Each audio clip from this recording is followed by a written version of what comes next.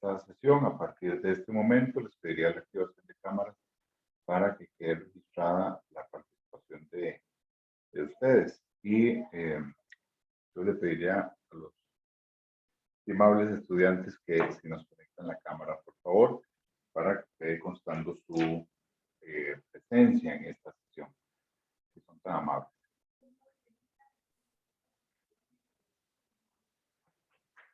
Gracias. Voy a ir llamándolos porque los voy viendo por aquí. Tengo una persona aquí en lista de espera, admitiéndola. Muy bien.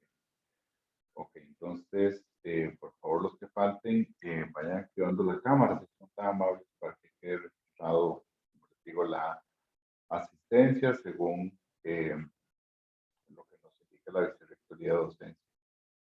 Los que no tengan posibilidad de cámara por alguna dificultad técnica del equipo o demás, activan su micrófono y tal vez digan presente mientras los llamo. Bueno, por aquí entonces yo estoy viendo a Juan José Alvarado, Brandon Jesús, Desiret, José Miguel, Joseph Antonio, Joseph Michel, Nicole Molina, Marta Unice, Jacqueline, Laura Andrea, Rommel, José Alfredo, Esther, Yolansky, Esteban, Josué, Kevin, Brandon, María Esther Rivera, Flor, Caminano, Ángela, Ángela Cristina, Lincoln también por aquí.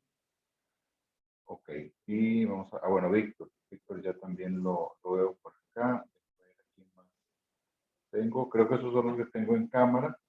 Si alguien me faltó, pues me lo dicen, de los que están con cámara. Mónica, yo también la veo, Mónica. Ok. Y de los que no estoy logrando ver con cámara, vamos a ver, José Miguel por acá escribió, que tiene problemitas técnicos, Valentina también. Entonces tengo además a Ángela, si pueden mencionar o decir presente. Presente. Gracias, Ángela. Daniel Segura. Presente. Dayana. Presente. Okay. Bueno, Valentina ya me escribió. Y vamos a ver, Paula. Presente, profe, buenos días. Buenos días. Gendry. Presente, profe. Juliana. Presente, profe. Y vamos a ver, Kenia.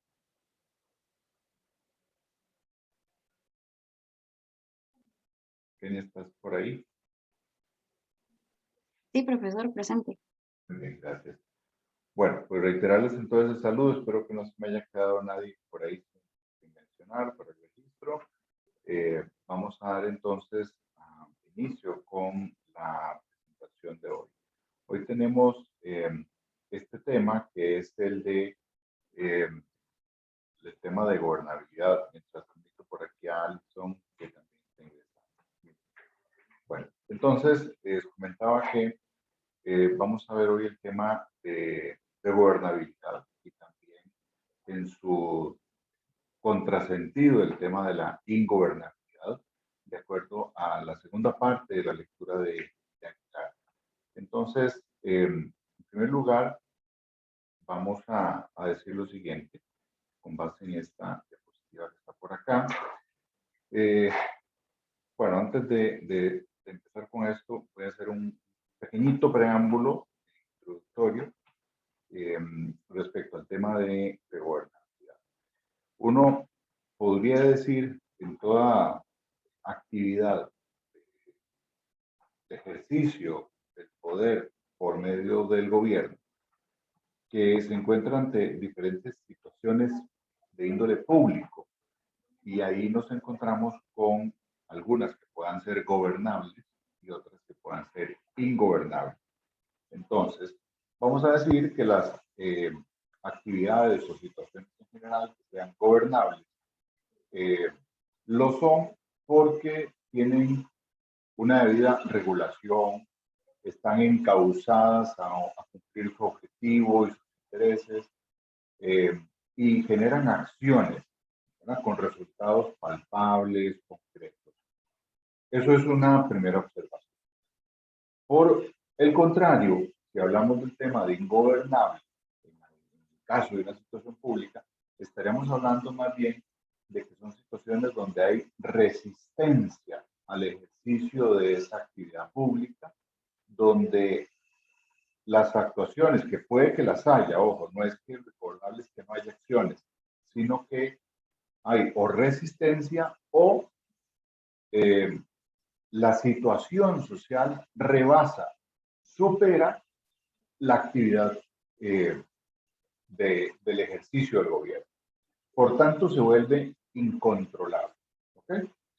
Y es ahí donde tenemos un serio problema, porque a final de cuentas se darán cuenta que, partiendo del hecho de que estamos basados en una democracia, cuando hablemos de una ingobernabilidad, estamos diciendo que el sistema por el cual se está respondiendo a las situaciones públicas se está viendo rebasado, cuenta además con resistencia y por otro lado se ha perdido el control. Entonces hay que tener mucho cuidado cuando hay gente que habla de que el país es ingobernable, ¿no?, que todo lo que hay en Costa Rica es ingobernable. Bueno, ojo, porque puede que haya algunos síntomas de ingobernabilidad, pero cuando algo se ha vuelto ingobernable, estamos hablando de estas cosas que les acabo de mencionar. Entonces, uno podría hablar de que hay un gobierno que puede ser capaz o incapaz, ¿verdad?, y que la sociedad de alguna manera puede tener gobernabilidad o ser ingobernable.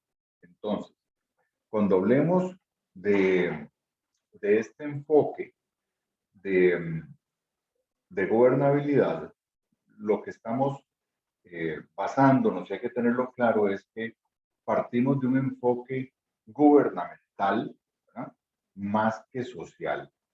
Y aquí Aguilar lo que menciona es que la ingobernabilidad viene a ser considerada como una probabilidad real de los gobiernos democráticos, que era lo que decíamos al inicio, ¿verdad?, esta parte de gobiernos democráticos. ¿Qué sucede? Precisamente cuando hay demandas o problemas sociales que superan o rebasan, que ya hemos dicho, la capacidad de respuesta gubernamental. ¿Qué tipo de respuesta gubernamental? Es, bueno, básicamente todo el accionar de lo público, ¿no? Entonces, ahí tenemos problemas de falta de respuesta legal, fiscal, administrativa, política, por dar un ejemplo. Entonces, legal, cuando hay actividades que están siendo demandadas en la sociedad, e inclusive algunas ya nacieron a la vida, y no tienen una respuesta legal acorde. Típico ejemplo, ¿verdad?, moderno, la situación de Uber, ¿verdad? Ustedes recordarán toda la problemática con Uber, de que había un vacío enorme, y lo sigue habiendo en muchos términos, de poder ver, bueno, ¿es legal o no es legal?, ¿verdad? Entonces, ese elemento sigue estando presente y es un ejemplo donde una demanda social rebasa la respuesta de un gobierno. Y no solo pasó en Costa Rica, ahora pasó en diferentes lugares. ¿Por qué? Porque resulta que la demanda social por un servicio privado de transporte rebasó la capacidad del gobierno de regular esa actividad. Y así en el tema fiscal, por ejemplo, ¿verdad? ¿Hace cuánto tenemos nosotros una economía basada principalmente en servicios, ¿verdad? La economía nuestra es principalmente de servicios. Y es hasta hace muy poquito, ¿verdad?, con la reforma fiscal, que se entró a gravar los temas de servicios. Antes de eso no lo estaban. Y es ahí donde nació el tema del IVA. Y en muchos términos también el tema administrativo. Ustedes tendrán miles de ejemplos como usuarios de servicios públicos donde ustedes les hacen llenar 1, 2, 3, 4 formularios para lo mismo, ¿verdad? O todavía las visiones de que si no presenta el papel, no se le puede hacer el trámite, ¿verdad? Teniendo hoy toda una sociedad digitalizada, ¿verdad? O sea, hasta los supermercados quitaron las bolsas, y nosotros pues, seguimos pidiendo en varios trámites el papel, ¿verdad? Entonces, es un sinsentido y una falta de respuesta a estas demandas sociales. Y ni qué decir del tema político. En un año vamos a estar eligiendo presidente, ¿verdad? Yo creo que no hemos caído en cuenta de un año vamos a estar eligiendo presidente. Y claramente hoy tenemos una situación donde quizá podamos enfrentarnos a una de las todavía más agravadas situaciones de insatisfacción con los tipos de liderazgo o estilos de liderazgo que vamos a ver, ¿verdad? Eso está por ver. Entonces, es parte de esa no respuesta que hay de parte de la parte gubernamental a una sociedad. Y es ahí donde se generan ciertos elementos de esa impotencia y síntomas de ingobernabilidad. Por eso es que hablamos de que esa gobernabilidad, cuando está ausente o cuando empieza a resquebrajarse, es que hablamos de temas de impotencia o de incompetencia, ¿verdad? Y entonces, impotencia del gobierno lo vamos a entender como que carece de las capacidades. ¿De cuáles capacidades? De capacidad presupuestaria, por ejemplo, de capacidad de liderazgo, de capacidad de comunicación, ¿verdad? Por darles algunos ejemplos. Pero también de incompetencia, y eso lo vamos a entender en que desaprovecha las capacidades. Es decir, tiene con qué, pero no lo usa adecuadamente. Y entonces ahí es un gran problema. Para ponerles un ejemplo, para entender mejor la diferencia entre impotencia e incompetencia. En la impotencia es como que usted tenga un rally en el desierto y en lugar de tener un 4x4, lo que tenga pues sea, no sé, una Vespa, ¿verdad? O sea, claramente usted no va a tener la potencia para poder cumplir adecuadamente con esa competencia, con ese rally. Pero también puede tener incompetencia, puede tener un excelente 4x4, pero si usted no sabe usarlo, pues tendrá el mejor motor del mundo, pero no va a poder sacarle las ventajas a ese motor, a ese vehículo para el rally. Bueno, entonces puede que alguien que tenga un vehículo no tan bueno como el suyo logre ganar. ¿Por qué? Porque logra aprovechar mejor sus capacidades. Tiene mejor experiencia, sabe conducirlo mejor, ya ha hecho otras competencias de ese tipo, ¿verdad? Entonces está mejor preparado físicamente, ¿verdad? Pues por ahí va un poco el ejemplo para que ustedes puedan pues desarrollar mejor un poco su aprehensión de este concepto. Y quiero también mencionar aquí el tema que mencionaba anteriormente, del gobierno capaz e incapaz y de una sociedad gobernable o ingobernable. Y relacionar todo esto en estos conceptos que acabamos de mencionar de impotencia y de incompetencia.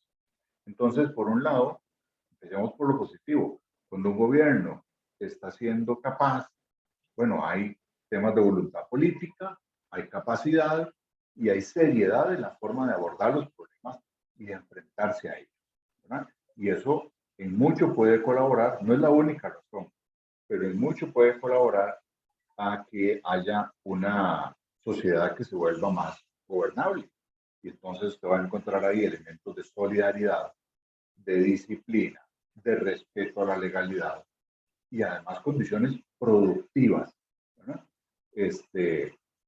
Y lo cual es importantísimo para poder desarrollar una actividad económica adecuada en un país.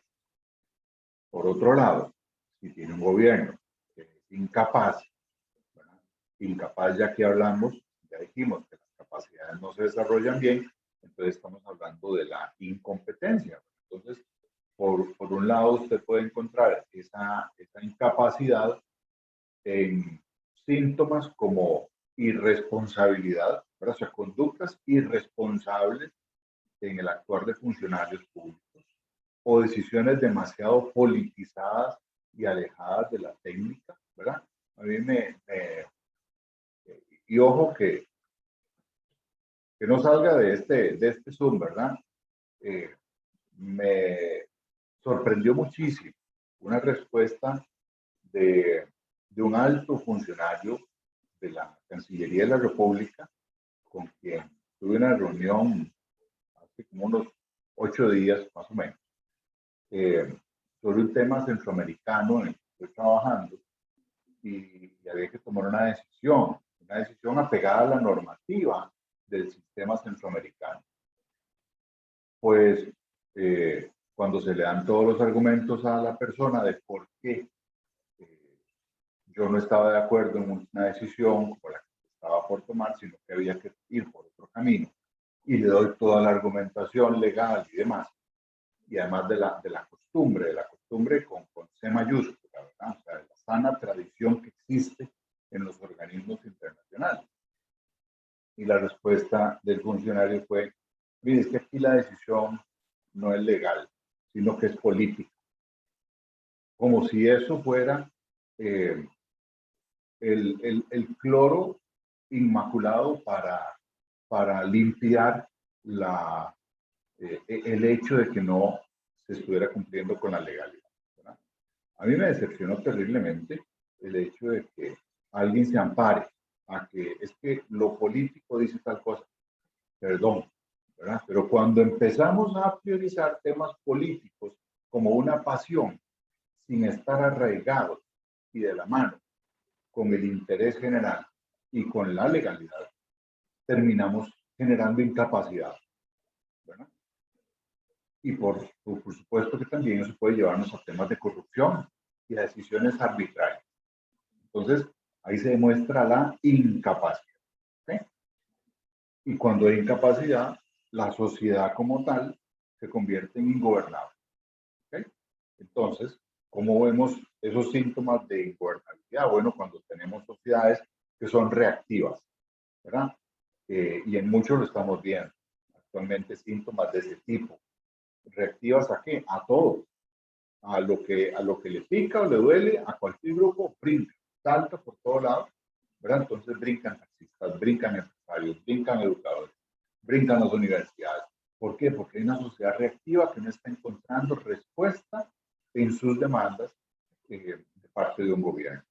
Y además se vuelven los intereses más individualistas, inclusive más gremialistas, ¿verdad? Ya no pensando en el interés general, sino que se vuelven más de grupos en concreto sobre ciertos intereses egoístas muy particulares, imponiéndose sobre el interés quizá de la mayoría.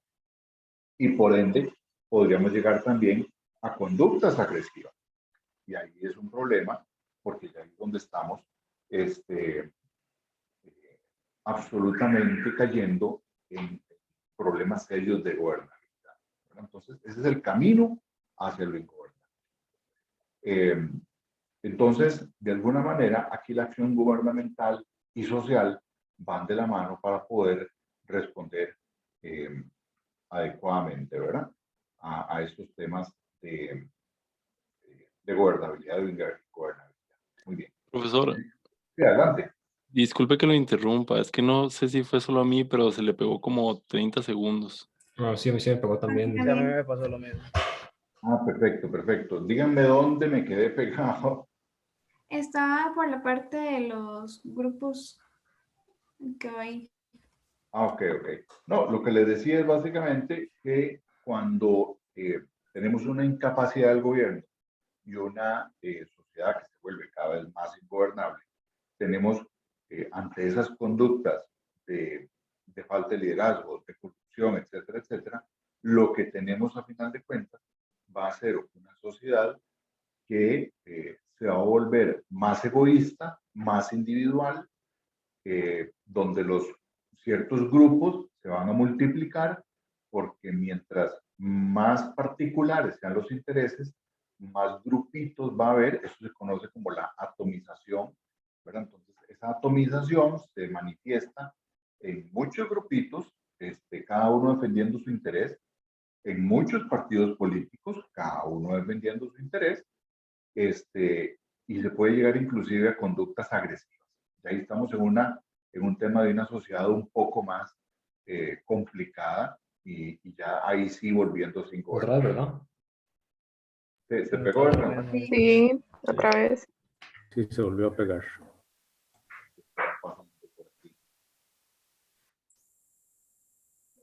Ahí de momento estoy conectado.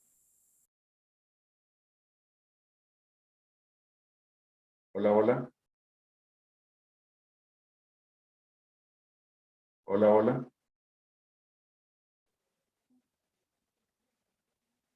Hola, hola. Aquí estoy volviendo. Quiero saber si ahora sí. Yo creo que sí, pero Te estamos copiando. Muy bien, muy bien. Vamos a ver qué pasó. Son me quitaron, estaba diciendo cosas seguro muy indebidas, entonces me sacaron de la red. Bueno, entonces. Te sancionaron, eso fue lo que pasó. Sacaron la ley Mordaza. Sí, sí. Bueno, entonces, no, lo que les decía es que cada vez tenemos grupos más particulares, con intereses más individuales. Tal vez voy a apagar la cámara y si es un tema de ancho de banda, para que tal vez no se pegue. Entonces, les decía que hay un tema de ancho de banda, no, de gobernabilidad en cuanto a la atomización de intereses y los grupos particulares. Y cuando ya eso se convierte en temas de agresividad, es donde ya tenemos serios problemas de caer ya en la ingobernabilidad como tal. ¿Okay? Hasta ahí estamos bien, ¿verdad? Okay. Bueno, entonces continúo. Vuelvo a poner la presentación por ahí. Ok.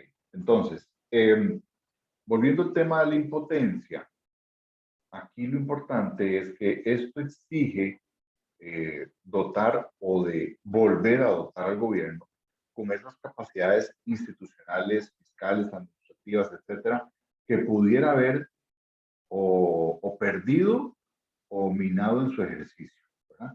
Y de esa manera volver a tomar potencia, ¿verdad? Volver a potenciarse para poder dirigir esta sociedad.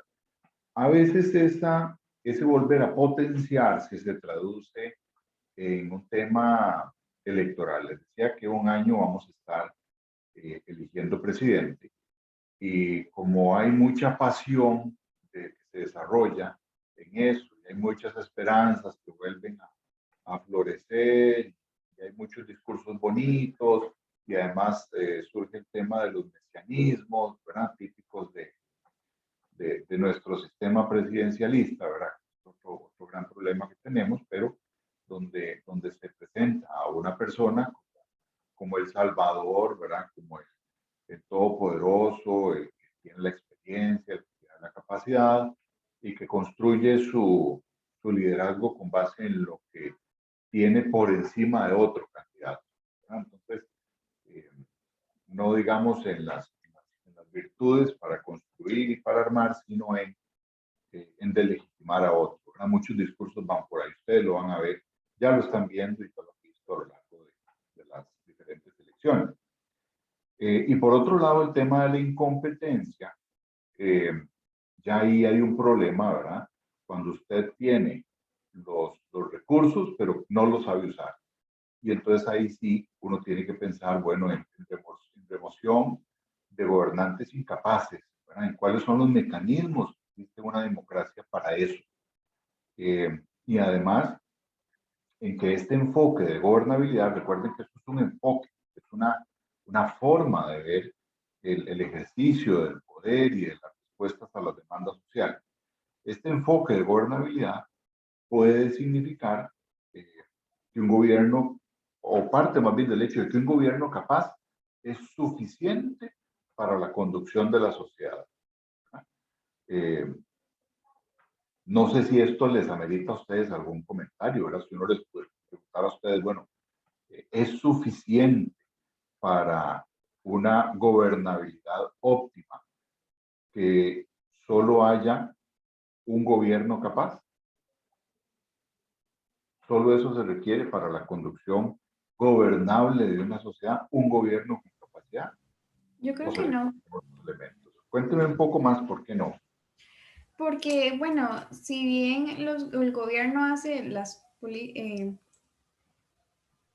da las respuestas a la solución, a los problemas que hay en una sociedad, la sociedad también tiene que ayudarse para lograr que éstas se lleven a cabo. ¿Me explico? No sé si me estoy Sí, explicando.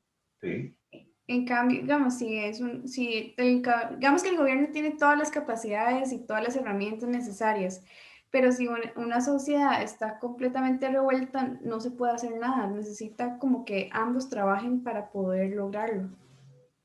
claro, claro, tiene que haber un aporte de más elementos y de todos los actores, ¿verdad? Y da usted el clavo, Yolanzi, porque precisamente hacia eso vamos a avanzar en el tema de gobernanza, ¿verdad? El tema de gobernanza, de fondo, lo que tiene es que el gobierno es un actor muy importante, pero no necesariamente en todas las situaciones tiene el papel central, ¿verdad? Profe, Entonces, de hecho, sí, yo disculpe que lo interrumpa, de hecho, en las primeras lecturas que leímos en este curso, dice que la gobernabilidad es una interrelación entre los diferentes actores del Estado, digamos, como sean instituciones y la misma ciudadanía, que tienen que trabajar en conjunto, cada quien con su forma de participación y actuación para que se dé una correcta gobernabilidad. correcto. Que dice que usted, Joseph, está haciendo ejercicio de traernos también otras lecturas, ¿verdad? Efectivamente, aquí nos interesa ir relacionando todos los conceptos. De manera que es muy importante lo que usted está mencionando de cara a ir armando, ¿verdad? Todo el tejido teórico de lo que las lecturas van poniendo. Ángela, la escucho. Profe, yo diría que también no solo basta eso para tener una buena gobernabilidad, sino también porque hay que pensar en que el gobierno nada hace siendo capaz de gobernar si no tiene los recursos, si no tiene una materia para satisfacer las demandas de la sociedad. O sea, no es solo que sea capaz, sino que también que tenga los recursos y pueda brindar los servicios que las demandas están requiriendo. Claro, claro, y eso ahí uno podría construir inclusive una matriz de doble entrada en la cual uno puede decir, bueno, hay gobierno capaz con recursos, gobierno capaz sin recursos, que es lo que usted está diciendo, pero además podemos tener un gobierno incapaz con recursos y un gobierno incapaz y además sin recursos, que sería claramente el consenso de que es el peor escenario. Profe, Entonces, sí, y conforme con eso que usted dice, también ahí se introduce la gobernabilidad. Bueno, en esta misma lectura que tocaba para el día de hoy, dice que también hay una incapacidad de gobernabilidad, que se conoce como ingobernabilidad, cuando las demandas de la ciudadanía exceden la oferta que puede dar el gobierno y las distintas instituciones también. Entonces ahí se entra también como en una especie como de crítica hacia la gobernabilidad. así es. Y eso es cuando hablábamos al inicio de esta sesión de la sobrecarga, ¿verdad? Cuando hay un gobierno que está sobrecargado, es decir, que ha sido rebasado, que es lo que usted está diciendo, se manifiesta por la falta de respuesta a estas demandas. Pero además se puede, además, manifestar esto con lo que mencionaba Angie en cuanto a la pérdida de autoridad política, ¿verdad? Y la falta de recursos económicos, ¿verdad? O sea, tan importante puede ser la falta de recursos para ejercer esa capacidad como la pérdida de autoridad política. Aún puede que haya un gobierno con recursos, pero que perdió la autoridad política. Entonces no es un gobierno respetado. Y ahí vamos a tener entonces una sociedad de qué tipo? Una sociedad indiferente, desapegada, desarticulada en sus intereses, que además va a ser mucha atomización de esos intereses y va a convertir a los diferentes grupos en oportunistas para ver cada cual cómo pesca, cómo agarra la porción que le quede mejor, sin importar a quién tenga que pasarle encima. Y eso además se podría traducir en irresponsabilidad cívica, ¿verdad?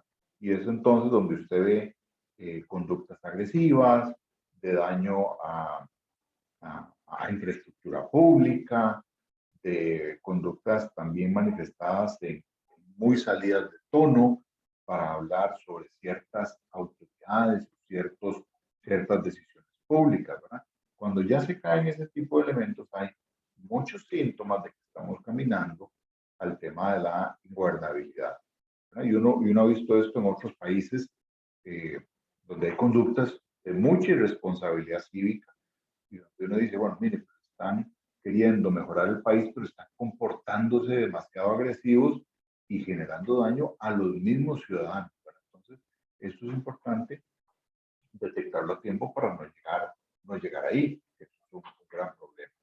Entonces, volviendo aquí al tema de la presentación, ahorita cierro con un tema voy a seguir con esto de la impotencia y de la incompetencia, y ahorita cerraría en 2 minutos después con el tema de las críticas a la gobernabilidad. ¿Qué posibles respuestas podríamos encontrar a todo este tema de lo gobernable o de lo ingobernable? Por un lado, si ya dijimos que 2 elementos fundamentales para el tema de gobernabilidad son la demanda social y la capacidad gubernamental. Entonces, la capacidad gubernamental tiene que manifestarse institucionalmente, es decir, en todo aquel conjunto del orden normativo, político, administrativo, financiero, con el cual se ejerce esa capacidad gubernamental. Todas esas condiciones institucionales, políticas, financieras y administrativas deberían estar en un nivel tal que pueda hacer frente a las diferentes demandas que pide la sociedad. ¿Y qué demanda la sociedad, por tanto, ¿verdad? ¿Qué es la contraparte? Bueno, eso va a depender mucho del tipo de Estado que tengamos y el tipo de visión de cómo hacer las cosas. Sí, Profesor, disculpe que lo vuelva a interrumpir, pero creo que no está compartiendo pantalla, por si acaso. No, correcto. Ahorita en este Ok. momento estoy aquí a capela. No, les decía entonces que en ese tipo de demandas va a depender mucho del tema del tipo de Estado que tengamos actualmente. Por ejemplo, para el caso de Costa Rica, que es un Estado que tradicionalmente ha sido de bienestar y lo sigue siendo en muchas cosas, uno debería encontrar en esas respuestas a las demandas sociales principios, por ejemplo, de subsidiariedad. Es decir, de que haya acción gubernamental, pero siempre contemplando a los que tienen menos recursos, a los que no tienen las oportunidades ni las capacidades para acceder a ese tipo de servicios. Y es por eso que, un ejemplo también, para pensar en soluciones de vivienda, no solo podemos pensar en la casita de paredes prefabricadas con láminas de zinc, es decir, láminas prefabricadas y con techo de zinc de 42 metros cuadrados, sino que además tenemos que pensar en que esa vivienda ocupa tener acceso a servicios de luz, de agua, de internet y además de servicios como escuela, por ejemplo, servicios de salud también, ¿verdad? Y además que sea un lugar donde puedan también adquirir otro tipo de bienes o servicios que ellos vayan a requerir para su desempeño, para su vida normal. Pero entonces ven que no es nada más el tema de una vivienda, sino los servicios que deberían estar aparejados a ese tipo de subsidio, por así decirlo. En otros países eso no sería un problema porque no se considera necesario que el gobierno se preocupe por la vivienda de los más necesitados. Bueno, pero aquí se tomó esa decisión hace mucho tiempo. Entonces, a menos que se tome una decisión de que eso no va a seguir siendo así, esto debería, como principio de subsidiariedad, seguir siendo contemplado, ¿verdad? O, por ejemplo, en temas de regulación o, por el contrario, de desregulación, ¿verdad? Entonces, si estamos queriendo generar una sociedad o una economía más activa, más desarrollada, entonces, ¿ocupamos más regulación o más bien ocupamos menos regulación? ¿Deberíamos tener más acción pública o deberíamos tener más libertad para el mercado? ¿No? Entonces, son preguntas que debemos hacernos de cara a esa demanda social. Le reitero, estamos aquí hablando de esos dos grandes componentes que habíamos dicho al inicio: capacidad gubernamental, ya dijimos que es institucional, política, financiera, administrativa, y la demanda social, ¿verdad? Que es un poco lo que hemos hablado, que va a depender mucho de lo que se demanda en la sociedad como parte de lo que históricamente, tradicionalmente está construido en el tipo, en el modelo de Estado de esa sociedad. ¿Ok? Voy a ir al tema ahora de las críticas. Aquí sí voy a compartir la pantalla porque lo otro era más una disertación aquí pública. Entonces, algunas críticas que uno puede encontrar al tema de este enfoque de gobernabilidad. Primero, es un enfoque que está muy centrado en las capacidades de gobierno. O sea, si nos quedamos solo con el tema de gobernabilidad, desde este punto de vista, se confía demasiado en las capacidades que pueda tener el gobierno. Y eso, dice el autor, ¿verdad? Bueno, son nada más que potencialidades de acción, es decir, posibles cursos de acción que pueda tener el gobierno. Pero eso no necesariamente se va a traducir en acciones concretas en la sociedad. ¿Okay?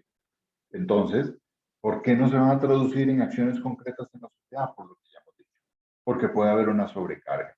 Cuando confiamos todo en lo que el gobierno puede hacer, podríamos quedarnos con las ganas, ¿verdad? Y con los deseos de haber visto satisfechas esas demandas sociales por la sobrecarga que ya hemos hablado. Por tanto, es un enfoque de tipo gubernamentalista que sigue considerando que el gobierno tiene los recursos y los poderes para dirigir esa sociedad, ¿verdad?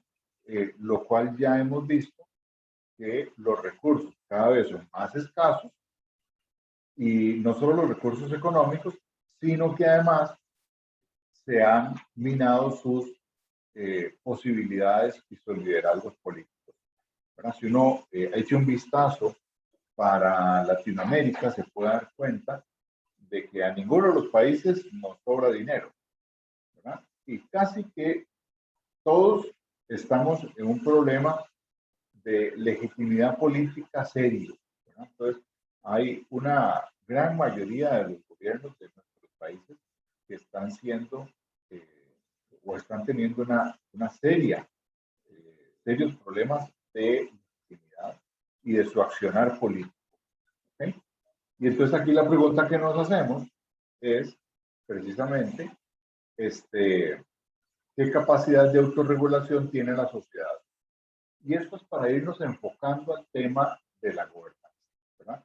O sea, ¿qué capacidad existe en la sociedad de que haya otros actores que tengan músculo, que tengan voz, que tengan capacidad de aglomerar intereses más comunes, no tanto individuales o particulares egoístas, sino que sean intereses más comunes, que tengan la capacidad de sentarse a conversar, de escuchar, de proponer, y no solo eso, sino que también de ejecutar, ¿verdad? De manera que podamos tener un modelo de gobernanza.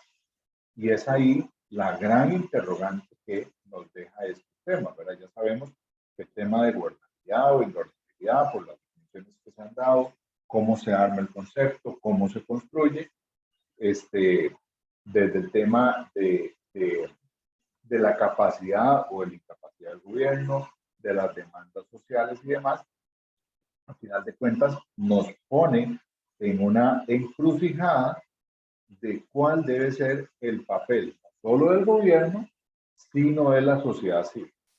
Porque ya hemos visto que si este enfoque solo considera a la sociedad civil como depositaria de las decisiones del gobierno y solo ve al gobierno como centro de los procesos públicos, pues estamos en un enfoque netamente gubernamental y que sería seriamente cuestionado para poder responder a los problemas y las coyunturas que tenemos hoy. Y de cara al tema de la pandemia, que claramente ha sobrepasado no solo a nuestro gobierno, a todos los gobiernos, porque no es solo el tema de salud pública, ¿verdad? Primero era cómo atendemos a los enfermos. Lo que vino después fue cómo volvemos a reactivar la economía. Y ahora es cómo logramos la inmunidad por medio de la vacunación, ¿verdad? Entonces, son esos grandes temas, digamos que son 3 grandes etapas que uno las podría dividir, uno podría encontrar más, pues, pero digamos, haciéndolo solo en esas 3 etapas, el tema de atender el problema de atender a los enfermos y de las medidas de protección, el tema de reactivar la economía con la disminución de la curva, y después de reactivar la economía, pensar ahora, bueno, en lograr la inmunidad ante los nuevos ciclos de comportamiento del virus y de las nuevas cepas. Esas 3 etapas claramente superan un enfoque netamente gubernamental, ¿verdad? Y no es casualidad que en diferentes países se haya variado el discurso, inclusive aquí pasó, en donde se varió el discurso de estamos haciendo esto, ¿verdad?, por ustedes, versus tiene que cuidarse por usted mismo, ¿verdad? Palabras más, palabras menos, pero eso es lo que estamos ahora. Cada cual, pues, por su parte, nosotros hacemos esto, pero la responsabilidad está en usted, ¿verdad? ¿Por qué? Porque no existe la capacidad para que un gobierno pueda atender una pandemia, ¿verdad?, con las dimensiones con las que esto ha golpeado el mundo. Nadie estaba preparado para eso. Entonces aquí claramente ha habido un sobrepaso de las capacidades del gobierno por parte de todo lo que ha implicado la pandemia. Y aquí se ha puesto entonces también en entredicho que en este enfoque, ¿verdad?, hagamos depender todo netamente del tema del gobierno, porque tiene que haber más actores en la sociedad y la misma ciudadanía individualmente tomando acciones en concreto para poder responder a la situación de la pandemia, ¿verdad? Y esa es, digamos, la gran crítica, ¿verdad?, que se le hace a este enfoque, que depende muchísimo de lo que haga el gobierno. En resumidas cuentas es eso, ¿verdad?, con la explicación ya amplia que ya se mencionó aquí con los términos adecuados. Ok. Profesor Juan Carlos, si usted tuviera también algo, porque yo he hablado aquí demasiado, me emocioné mucho, que aportar, gustoso lo escuchamos, y hay también preguntas de usted. Adelante, ¿verdad? Perfecto. Profesor Salas, una muy buena presentación sobre lo que hemos venido leyendo y sobre lo que pretendemos como cátedra introducirlos a ustedes en el tema del curso. Voy a retomar dos puntos. El primero es el punto que subrayó muy bien el profesor Salas, esa dicotomía entre impotencia y incompetencia, ¿verdad? La impotencia, pues la falta instrumental para conducir a una sociedad, que dejó muy claro el profesor Salas, y el ejemplo pues, más palpable fue el caso de Uber. Y por otro, la incompetencia, a pesar de que existen los instrumentos propiamente, pues tenemos déficit de liderazgo, falta de consenso en una sociedad, o simple y sencillamente, y este es el segundo punto, que lo toca también el autor, en otros trabajos, hay sociedades que se caracterizan porque tienen una marcada inclinación a la, ¿cómo se llama?, la ingobernabilidad. ¿Cuáles son las razones de estas sociedades para tener esa marcada característica hacia la ingobernabilidad? ¿Será un Estado débil? ¿Será pérdida de legitimidad? ¿Será una fragmentación del poder? En fin, son elementos también a tomar en cuenta y que están en la ecuación como tal. Pero en este punto me detengo y rescato también a Aguilar, que Aguilar establece factores que él los pone en dos términos muy bonitos, endógenos y exógenos. Cuando yo estudiaba eran dos términos que estaban muy de moda cuando trataban de explicar por qué países como los nuestros eran países en vías de desarrollo, antes, o sea, subdesarrollados. Antes se hablaba de países pobres, después se hablaba de países subdesarrollados, después se hablaba de países en vías de desarrollo y ahora se habla de economías emergentes. Al final seguimos siendo pobres, pero bueno. Pero en este sentido se identifican factores de índole interno y índole externo. Esto último a que hacía referencia el profesor Salas son factores de carácter externo que impactan a las sociedades y que las sociedades tienen que mostrar capacidad de respuesta. ¿Por qué la resistencia de la sociedad civil, llamémoslo así, a medidas del gobierno en términos de lo que es la mitigación de la pandemia? ¿Por qué la gente sale a las calles y dicen, no, la pandemia es una mentira? O necesitamos que levanten las restricciones, que faciliten la movilidad. ¿Por qué uno en primera instancia dice, bueno, lo lógico es que entendamos que estamos frente a una situación de crisis que tiene, ¿cómo se llama?, todo este comportamiento y pues la gente se manifiesta de esta forma y parece, ¿cómo se llama?, inconcebible. Y uno puede entender, bueno, simple y sencillamente las medidas de mitigación, las medidas de limitar la movilización, en primera instancia fueron, no solo en Costa Rica, sino en todo el mundo, para evitar la propagación más acelerada, evitar que se incrementara la curva, evitar que los hospitales colapsaran y finalmente, pues, que con el colapso de los hospitales la mortalidad fuese más alta. Sin embargo, por otro lado, pero durante ese periodo vimos manifestaciones en contra de esas políticas. O sea, esto es una sociedad en su dinámica impactada por un elemento de carácter externo, exógeno, como ese término tan bonito. Y las condiciones de conducción de la sociedad se hacen mucho más complicadas, a pesar de que existen, que uno podría decir, existen las herramientas necesarias.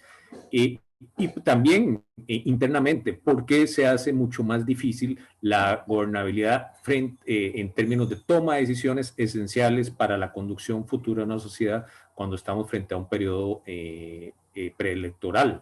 Lo que llaman algunos el ciclo político electoral de una sociedad, que antes se asociaba con el incremento de las actividades económicas de las autoridades respectivas para mejorar en apariencia la bonanza del Estado y después, ¿cómo se llama?, ser reducida una vez que pues pasaba el proceso electoral. Ahora ya no es así, pero pero vemos que hay una gran dinámica política en la sociedad que se manifiesta en el primer poder de la República, donde se toman decisiones que en este momento son importantes para la conducción futura del país y que tienen que ver con la gobernabilidad.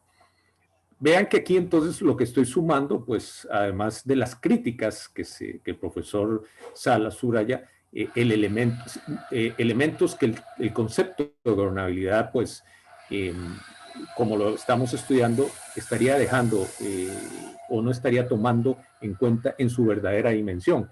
En este sentido, y hay unos autores, a mí particularmente me gustan mucho los trabajos de ellos. Yo creo que son Daron Acemoglu y James Robinson, que primero presentaron un trabajo que se llama ¿Por qué fracasan los países? Hacen un análisis interesantísimo donde pues incorporan una serie de variables, tanto variables de tipo interna como externa, y que tienen que ver con las características también de los países. Y en esta última dirección, un reciente libro de ellos que pues ha estado generando, discúlpenme en el ruido, yo ya le había hablado al profesor Salas que están haciendo unas remodelaciones en mi casa y como que en este momento que yo estoy hablando se pusieron de acuerdo, ¿verdad? Pero Para- se escucha bien, se escucha Sí, bien. sí, para ver que no estoy mintiendo, ¿verdad, profesor Salas? Estaba en un silencio absoluto y como que en este momento dijeron, ahora sí. Ok, pero en este último punto, estos autores hablan de el camino estrecho, el pasillo estrecho es el término que utilizan, entre un Estado que quiere, o sea, que puede concentrar todo el poder y dice, señores, la última palabra en términos de la conducción y de la verdad de cómo una sociedad tiene que salir adelante soy yo. Eso significa limitar libertades, significa, ¿cómo se llama? Limitar la dinámica en que Occidente y en las sociedades estamos acostumbrando, o una sociedad que es la que cuestiona al Estado y es sumamente más que dinámica, es una sociedad anárquica que tiende a romper todo este ordenamiento. Entonces, ¿qué es lo que vemos? Que ese concepto que estamos estudiando se debate entre las dos dimensiones. Un Estado excesivamente fuerte o una sociedad tremendamente dinámica que va más allá y que se vuelve, ¿cómo se llama?, una sociedad propensa a ¿cómo se llama?, al desorden, a la destrucción. Entonces, ¿cómo hace una sociedad para transitar en medio de esos, ¿cómo se llama?, dos fuerzas? Aquí estamos viendo, pues, otro ejemplo de cómo este tema toma relevancia. Quería nada más ponerlo sobre la mesa como elementos en los cuales hemos ido avanzando para entender este concepto, la dinámica de las sociedades y sobre todo lo que nosotros ya como país estamos viviendo, porque podemos tenerlo, como bien lo subraya el profesor, todas las tener las herramientas para efectos de la gobernabilidad, las herramientas necesarias, pero ¿qué pasa si nuestro ordenamiento no es lo suficientemente, el principio de legalidad como tal o el Estado no son suficientemente estructurados, instituciones no son suficientemente fuertes para guiar a la sociedad? ¿O qué pasa? Y que más bien genera, ¿cómo se llama?, una sociedad o una sociedad civil con las respuestas que vemos constantemente y que llevan por otro lado al tema de la incompetencia. Entonces estamos en ese dilema constantemente y sobre todo esto tiende a tomar mayor volumen cuando tenemos no solo procesos internos que desatan estas fuerzas, sino cuando no hay una correcta lectura de las variables externas, en este caso la pandemia, como bien lo subraya el profesor, o crisis económicas, o sea, generadas afuera, que no tienen que ver y que nos vienen a impactar a nosotros. Sobre eso es lo que me quería referir, porque este ruido yo sé que resulta muy molesto, discúlpeme. Gracias, Juan Carlos. Muy clara tu apreciación también. Quisiera ver si hay alguna duda, joven, sobre lo planteado hasta el momento.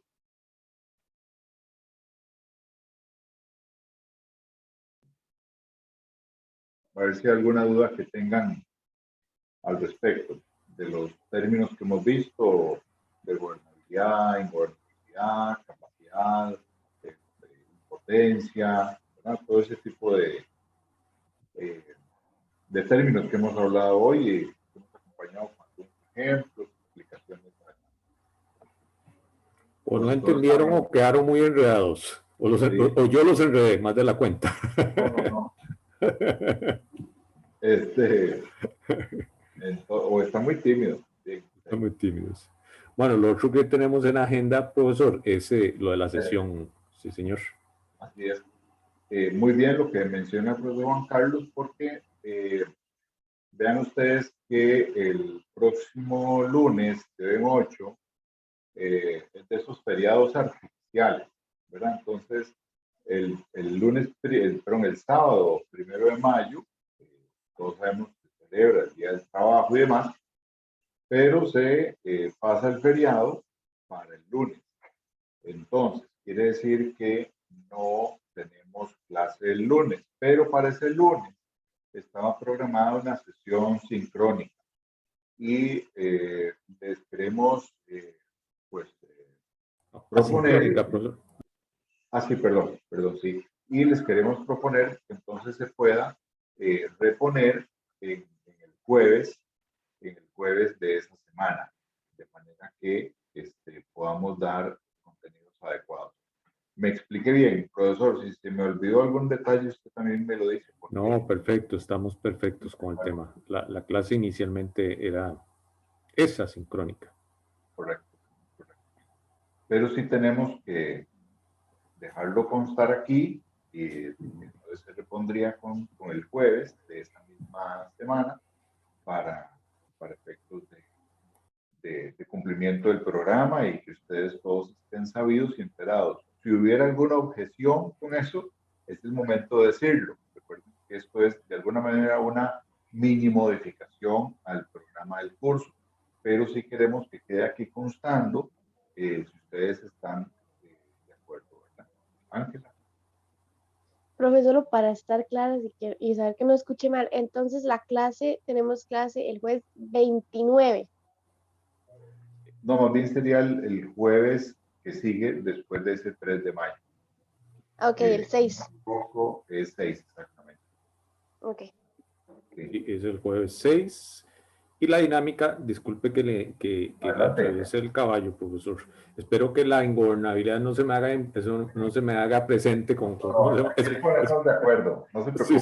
Sí, pero no, estoy hablando de los trabajos que tengo en la casa. Yo creo que eso era parte del drama para que ellos vieran cómo funciona la realidad del tema. Así suena, ¿cómo se llama? La ingobernabilidad cuando se está frente a estos temas, ¿verdad? Entonces, muchachos, si Dios lo permite, ahora sí tenemos que decir si Dios lo permite, porque la pandemia está en su máximo pico, ¿verdad? Ya se nos murió una profesora emblemática en la Universidad de Costa Rica. ¿Ah? Silvia Carbonell, ¿viste? ¿O vieron ustedes, muchachos? Muy triste, ¿verdad? Exacto, pero bueno. Entonces, el próximo jueves, lo que vamos a hacer, vamos a ver, hoy es lunes. Entonces, el próximo jueves tenemos clase asincrónica. Lo que vamos a hacer es que vamos a programar un caso en el que vamos a utilizar los conceptos que hemos estado estudiando. Óigalos ahí, ya se pusieron de acuerdo otra vez donde me oyen hablando. Los conceptos que hemos estado utilizando para descifrar el caso. Para eso vamos a elaborar una guía con preguntas y vamos a poner cuáles van a ser las reglas de juego, las instrucciones que ustedes tienen que seguir para abordar el caso, para responder el caso. Van a tener un espacio ahí en el aula virtual donde van a entregar el producto, van a elaborar este caso siempre dentro de la dinámica de grupos de trabajo, para que en la sesión, entonces esto ¿cómo se llama? Esto va a ser para el jueves, para que en la sesión siguiente, que sería del próximo jueves, como es sincrónica, vamos a ver el producto y hablar y conversar y analizar el resultado de ese caso, ya en forma sincrónica.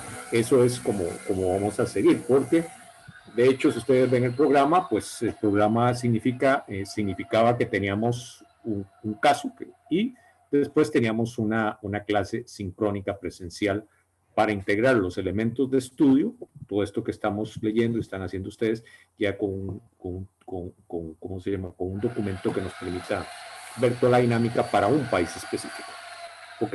Eso es así como estamos estructurando la sesión.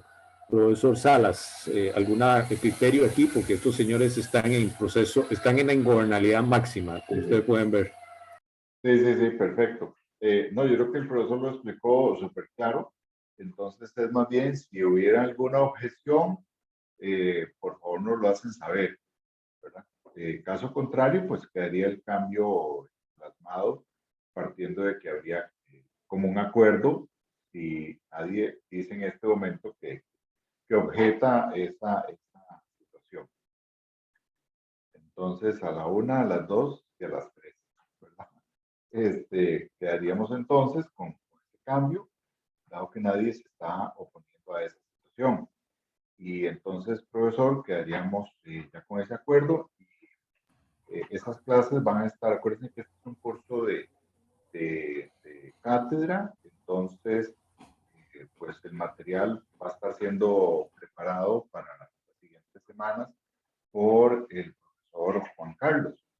Y pues todos los grupos estarían siguiendo pues, esa línea metodológica para las siguientes semanas. Pues creo que eso es de momento, ¿verdad? Si no hay dudas sobre la situación. Juan José, ¿alguna pregunta? Sí, permiso, profe. Vieran que a mí no me queda muy claro el concepto de metagobernanza. No sé si podríamos ampliarlo un poco ahorita. Ok, perfecto. Tal vez nos hace la referencia a la página de Aguilar en concreto, para de esa manera tal vez mostrárselo a todos y que podamos abarcar la duda correctamente. Metagobernanza, la gobernanza, la gobernanza. Es un buen tema ese. Sí. ¿Ve? Ahí entró la metagobernanza y se pusieron en orden los señores que tengo aquí. Bueno, empieza en la página 77 de Aguilar. Ok, necesito para ponerlo por aquí.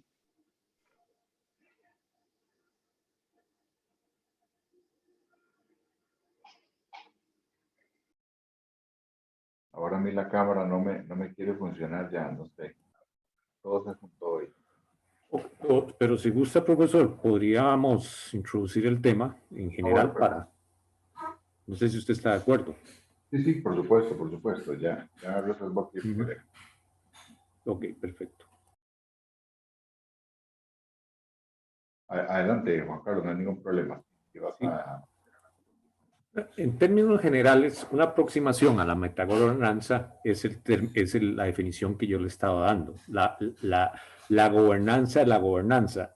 ¿A qué nos remite esto? Claro, parece un trabalenguas. Nos remite a que por encima de un orden que tenemos puede existir un conjunto de reglas o normas que establecen, o sea, que determinan el comportamiento del nivel inferior. Por ejemplo, un tema de metagobernanza en términos, vamos a ver, energéticos. Costa Rica tiene una política energética determinada. Su política energética dicta que el mayor porcentaje posible de fuentes de generación de energía tienen que ser renovables. Pero Costa Rica participa de un mercado de energía, que es el mercado centroamericano. Todos los países tienen sus diferentes fuentes de energía. La mayoría con una proporción muy limitada de energía renovable, y entonces cuando el país requiere cubrir picos determinados de demanda de energía, recurre a este mercado, compra en ese mercado está regulado. Existe toda una normativa que dice cómo puedo yo actuar en ese mercado o cómo no puedo actuar en ese mercado. Entonces, ahí tenemos un ejemplo de metagobernanza en un tema muy concreto, que es el tema de energía. Lo mismo sucede para temas de comercio.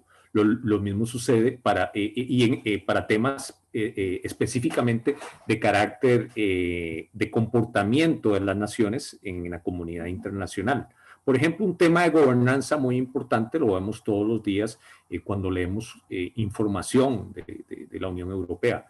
En principio eso sería, ¿por qué? Porque ahí ustedes están viendo la constitución de una zona que llamamos la Unión Europea. Recordemos que la Unión Europea, y aquí el que nos pueden contar más sobre estas historias es el profesor Salas, porque él estudió ¿cómo se llama?, en un país europeo. En la Unión Europea tenemos lo que se llama la zona del euro, que son los países que adoptaron el euro como moneda. Tenemos los países que forman parte de la Unión Europea, pero que no adoptaron, ¿cómo se llama?, el euro, y tenemos los países de libre tránsito en Europa, entre ellos, que no son todos los países que forman la Unión Europea. Y que, ¿cuál es el nombre de los países que tiene, profesor? Porque yo no pronuncio muy bien el término, que son los países que pertenecen al pacto en donde ellos pueden transitar perfectamente y con libertad. El acuerdo de una ciudad holandesa. Bueno. Sí. Ahorita me acuerdo, pero ahorita me acuerdo. Sí. Es de una ciudad holandesa. O sea, pero ¿qué lo quiero decir aquí? Que necesariamente el pertenecer a la Unión Europea no significa que todos los países adoptaron el euro, que todos los países tienen la misma zona de tránsito, y ahí... ¿Cómo? Disculpe. Es el acuerdo de Schengen. Exacto, el acuerdo Schengen. Entonces, ahí hay diferentes manifestaciones de metagobernanza en términos de la adopción que han hecho y reconocimiento que han hecho muchos países con cada uno de estos temas.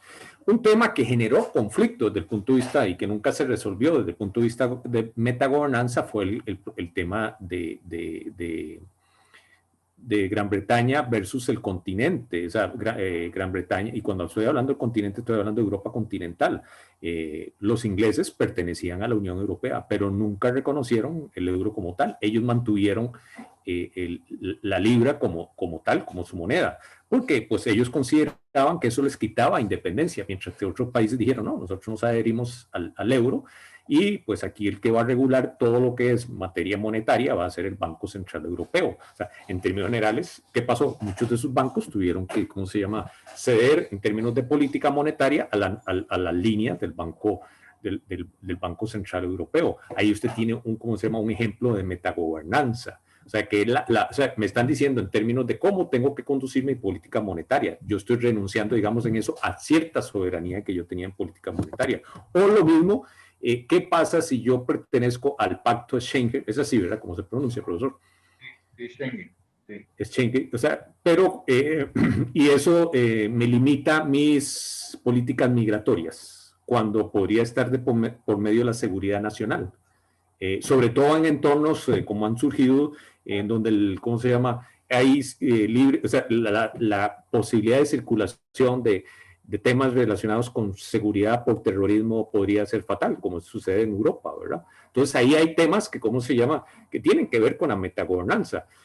Por ejemplo, si volvemos a nuestra zona, Centroamérica, ¿por qué el mercado común centroamericano ha tenido tantos, ha sido una piedra de obstáculo y ha evolucionado para la parte comercial, pero no para la parte política? ¿Por qué Costa Rica no pertenece al Parlamento Europeo? ¿Ok? Todos estos son temas que tienen que ver, bueno, Costa Rica ha dicho, no es necesario, pues, o sea, no creemos en el Parlamento Europeo, en el Parlamento Centroamericano, disculpe. O nos sirve a nosotros, como lo hicieron los ingleses, nada más como una participación comercial, porque necesitamos facilitar, porque Centroamérica es nuestro segundo socio comercial, pero hasta ahí. Y si a alguien se le ocurre, pues, una moneda común, no, imposible, tendría que haber un banco central para toda la región. Esos son temas de metagobernanza. Entonces, aquí estamos hablando, ¿por qué? Porque aquí estamos hablando desde el punto de vista de la gobernanza, de temas que tienen que ver para regiones como la Unión Europea, de elementos que pueden rayar con la impotencia, porque no existen las herramientas suficientes en la Unión Europea para conseguir los objetivos iniciales, o puede haber, como ellos consideran, problemas de incompetencia que han cuestionado mucho, por ejemplo, el caso propiamente de la campaña de vacunación en Europa, porque se dejó a la libre inicialmente de cada estado, y no todos los estados estaban hablando, de todos los países, aquí no estaban, los países no estaban avanzando en igual medida en la campaña, y dijeron que la Unión Europea como tal, el gobierno, ¿cómo se llama?, Bruselas, no estaba siendo competente para manejar esto. Entonces ahí tienen ustedes también esta manifestación de impotencia e incompetencia a nivel de la metagobernanza en una región específica, ¿verdad?, que es la Unión Europea. No quisiera extenderme mucho en este tema. No sé si quedó claro, profesor, y si usted quiere aclarar alguna otra cosa. No, no tengo mayor cosa que aclarar, Juan Carlos. En realidad, pues, lo describiste súper bien. Son 3 niveles y cada uno va incrementando su nivel de cobertura, ¿verdad? De un nivel micro, más operativo, más del día a día, un nivel meso, ¿verdad?, más a nivel de institucional, y el nivel meta, que está por encima de eso, ¿verdad?, que es más amplio y tiene temas de principios, normativas y valores fiscales. Y coincido con los ejemplos. También ahora con el tema de la OCDE, nos van a dar muchas normas de metagobernanza, precisamente, y no es casualidad que una de las mesas principales en el tema de la OCDE, para que Costa Rica fuera aceptada, tuvo que ver precisamente con la de gobernanza. Ángela. Profe, sí, yo tenía una duda con, bueno, al puro principio del libro de Jiménez, Manuel Antonio Garretón habla de algo que él dice, la matriz sociopolítica. Y por más que ahí está explicado, como que si no lo entendí, como que me impide entender la idea porque no entiendo el concepto, lo que es una matriz sociopolítica.